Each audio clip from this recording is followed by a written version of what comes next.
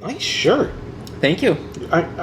Is that a theory? Yes. Yes. I have a theory you paid too much for it. I did. Yes. Another shirt that I got back when I had a job. Yeah. The good old days. Yeah, the good old days when money was rolling in. Money was rolling in. Hated what I was doing, but money was rolling in. Yeah. Anyway, the other way that we are capable of getting money to roll in is through our sponsor.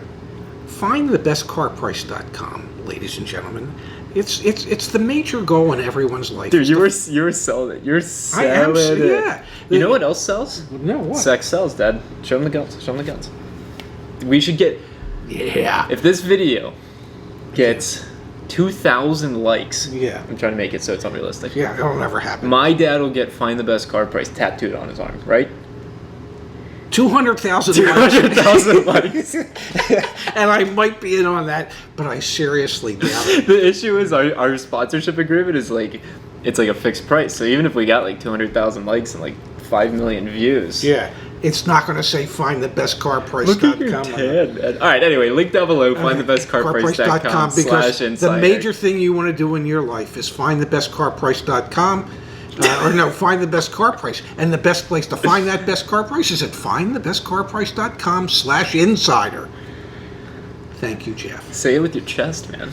Say it like you mean it. All right, so title of today's video. Yes. We've got a... I'm almost ready for this. You're almost ready for this. Yeah, you've got some good insights here. So we're going to be talking about automotive subscriptions. So is that like the motor trend or car trend? No. This is... And if you're unfamiliar with this is a trend that we've seen over the past maybe 3 or 4 years, I'd say. It's become a bit more mainstream. These are the car subscription services either offered through the OEMs, the manufacturers. Like we're going to talk a lot about Porsche here in a moment. Who's offering it. Volvo had one. Cadillac had one. I say had because they paused them. But then there are also car subscriptions that are offered by dealerships or dealership groups. Yes. The most recent dealership group that you worked for has a subscription service. In the Washington, D.C. area, where I spend my time when I'm not living with my dad, there's quite a few that have subscription services. And then there are kind of third-party players as well that offer car subscriptions. And so we were going to have a discussion about some of the most recent updates from Porsche, about their subscription service. They're revamping it and updating it. Yes. And then also, is it a marketing gimmick? Is it a value? Where does it fit? Is it something that you should consider? We'll talk about all that and more. Or less. Probably less. Knowing us. Anyway, Porsche has 2 subscription services. Yep. One is a longer-term subscription service, which is the one that they had originally come out with, and it gets expensive. Even this one gets expensive. Yeah, it's a Porsche. Yeah, that part's true. But this one is for shorter term, where you get the use of a single Porsche for 1 to 3 months at a time. Yep. Okay, and in that, everything is included in the fees: maintenance, insurance, bringing in the car to you if you want to switch cars. All that is included in the subscription price.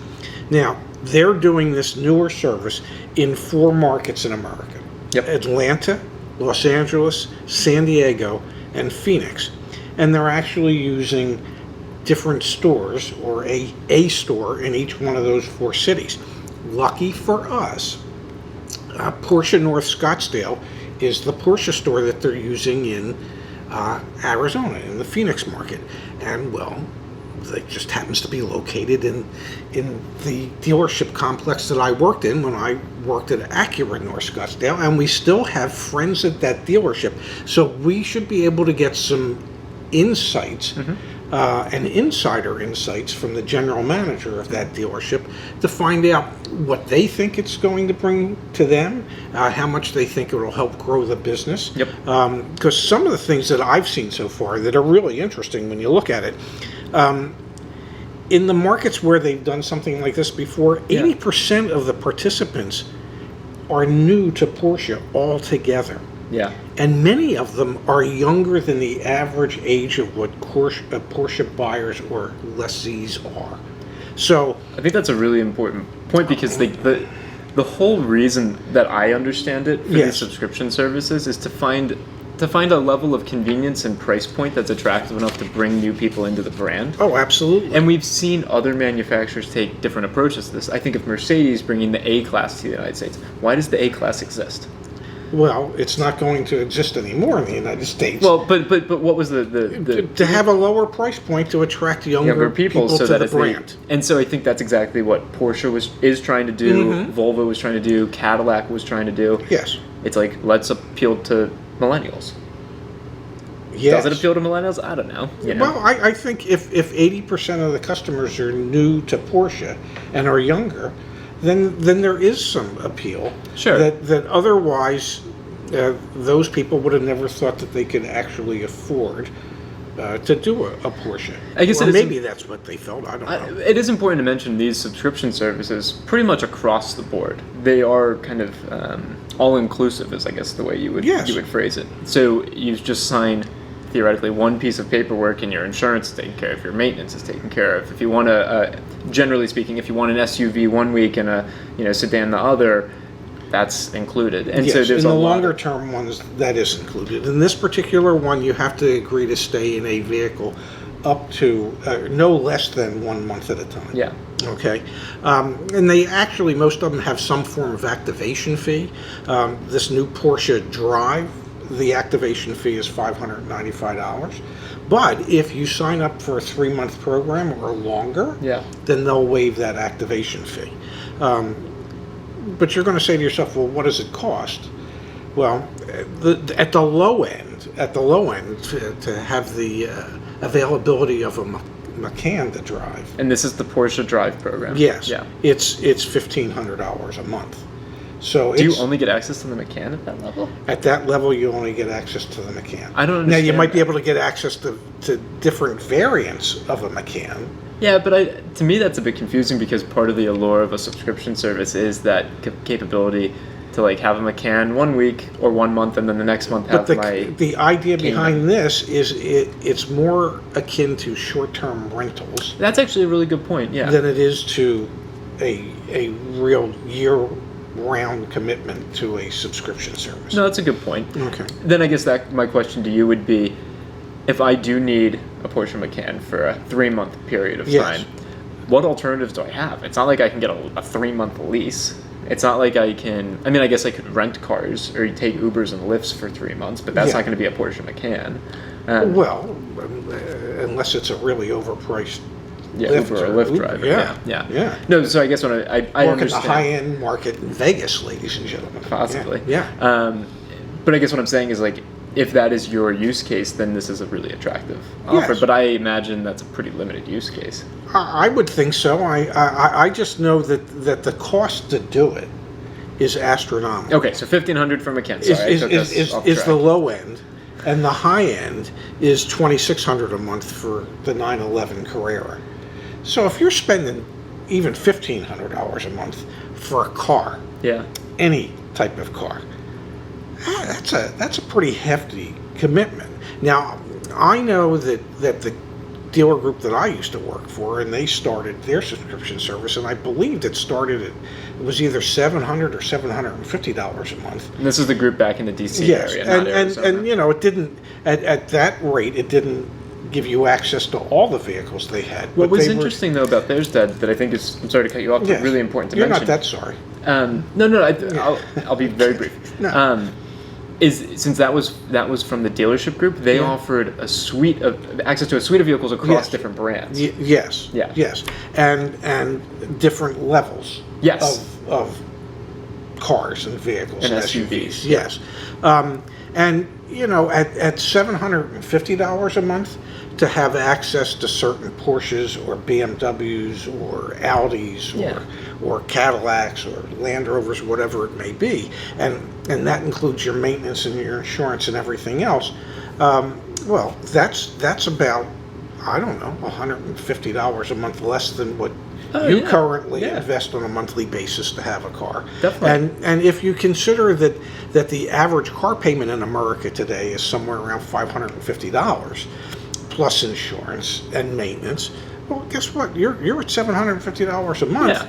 And the good news is you can switch cars weekly or monthly. And so the Porsche program is a bit distinct and different, but a lot of the like if in your area, if you search car subscription dealer near me or something like that, those are going to be the tiered, like you were just describing. Yes. So at the $750 price point, maybe you have access to the A3 from Audi and a C-Class from Mercedes and a base Macan. But then at the and a 3 and series. a 3 Series, yeah. And then at the $900 price point or $1,000 price point, that's where you get the Q5 or the S5 sedan or whatever it is. They tier them up.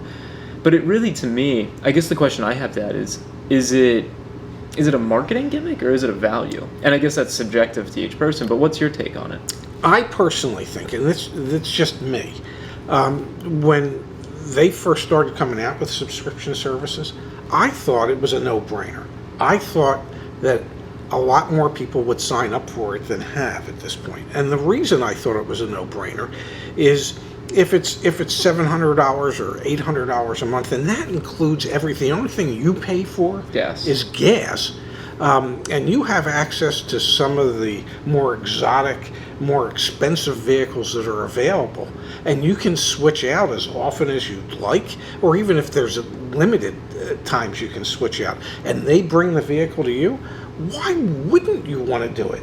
You don't own it. Yep. But you have access to it. I just think it makes all the sense in the world because in one monthly fee, all your car expense is wrapped up into that. And that fee could and probably is, in a lot of cases, less than what people are paying. Yeah. When I did loan and lease portfolio retention for that group, and I was doing it on the BMW side, and you'd see monthly payments of $1,000, $1,250 a month. That doesn't include the automobile insurance. That's just the payment for the use of the vehicle. No, of course. That I think, given a choice of spending $1,250 a month, and you still have maintenance and insurance, or $1,000 a month, and it includes all that. To me, it makes more sense to do the subscription. Yeah, and obviously that's just me. Obviously, different cars, to get access to cars. So, can you talk briefly about the benefit?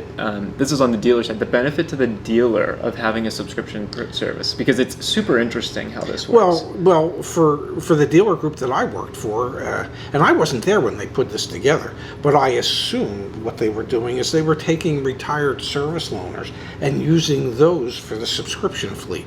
And when I did talk to the owner, that's exactly what they're doing, because it makes sense. They have. Can you explain kind of the nuts and bolts of why that makes sense? Well, the reason it makes sense is that all these dealerships have to carry so many service loaners, and then they try and rotate them out of service loaners, out of that fleet and into used cars in a fairly quick time frame.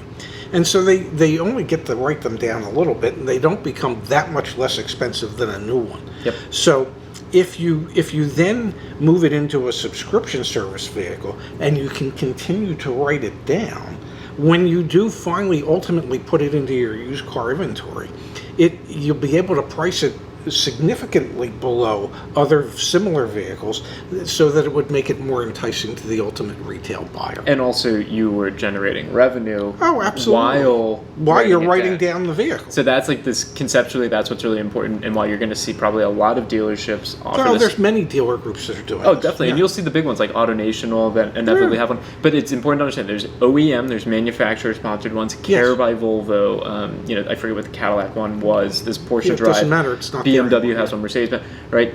OEM sponsored versus dealership sponsored. On the dealership level, it's a way to generate revenue on a piece of a metal box that was just going to be sitting on the lot waiting to get retailed. Exactly. Yeah. And for you as a consumer, as a car buyer, you potentially have the convenience and savings. So is it a marketing gimmick? Is it value? You have to determine that yourself. Both. It is both. It's both. Yeah. Other than that, I think we beat this Macan to death.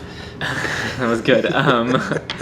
If you want us to reach out to my dad's good friend, and I'll even say he's a friend of mine, the GM at that Porsche dealership, and get some insights about how this rolls out over the coming months, and we will leave a comment down below. Let us know. That way we'll know to contact him and see if he'll provide us with some insider information. Sounds good. Does to me. Thank you, Pops. Thank you, Zach.